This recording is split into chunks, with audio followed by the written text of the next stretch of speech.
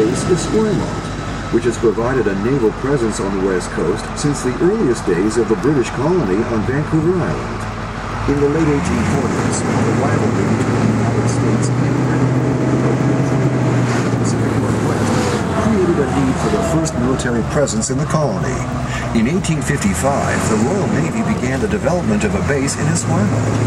Following the establishment of Fort Victoria, it was felt a permanent British naval presence was needed, and so in June of 1865, the Royal Naval Establishment was officially created at Esquimalt. And supply facilities going forward. Thus began a long tradition of support and contribution by Canadian Forces personnel to the Greater Victoria area.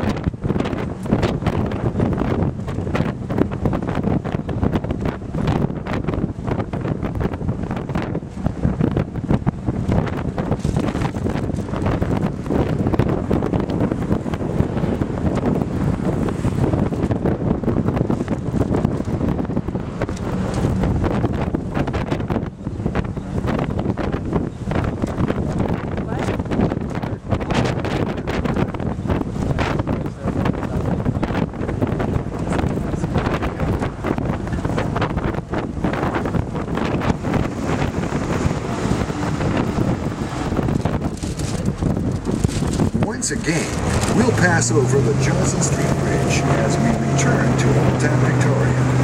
The gorge coming up on the left is a tidal-fed fjord that extends from here to Port. Victoria Harbor Ferry Tours offer both a 45-minute harbor tour and or a 50-minute gorge cruise. If you like, you can get off along the way.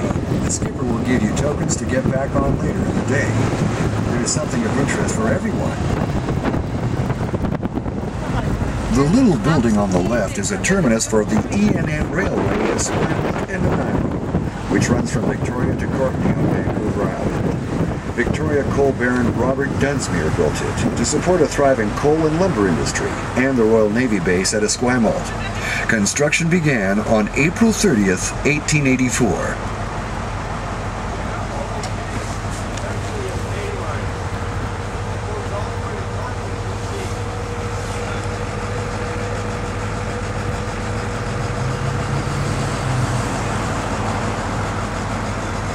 After our first Prime Minister, Sir John A. Macdonald, persuaded Dunsmuir to build the railway.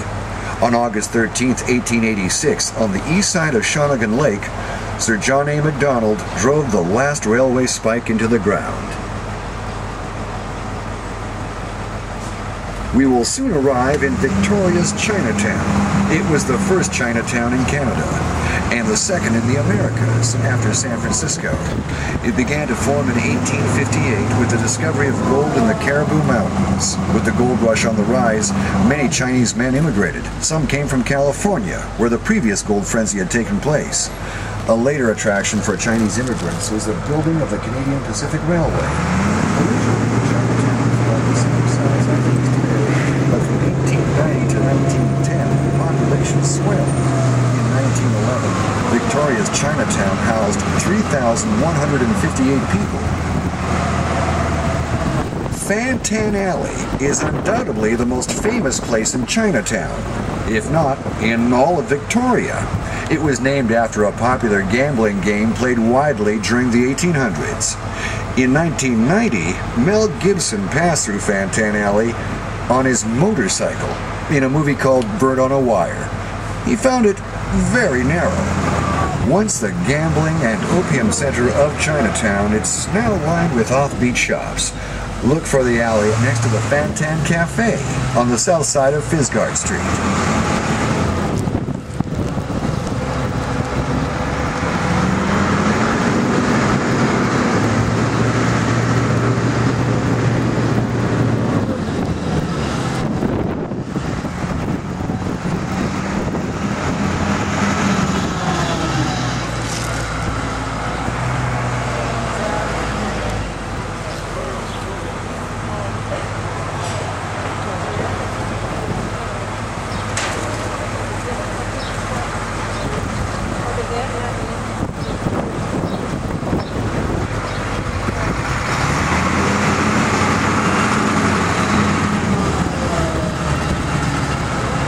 Just ahead is the elaborate Gate of Harmonious Interest. This gate is authentic and elegant. It was built in 1882 and recently restored. The material used is authentic, Taiwanese ceramic tiles and decorative panels. The gate was built as a gift from Suzhou, Victoria's sister city in China.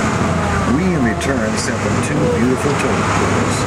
The golden lions perched in front of this impressive gate mark the entrance to Canada's oldest Chinatown. I can't hear you. What? This is a Chinatown? Yeah.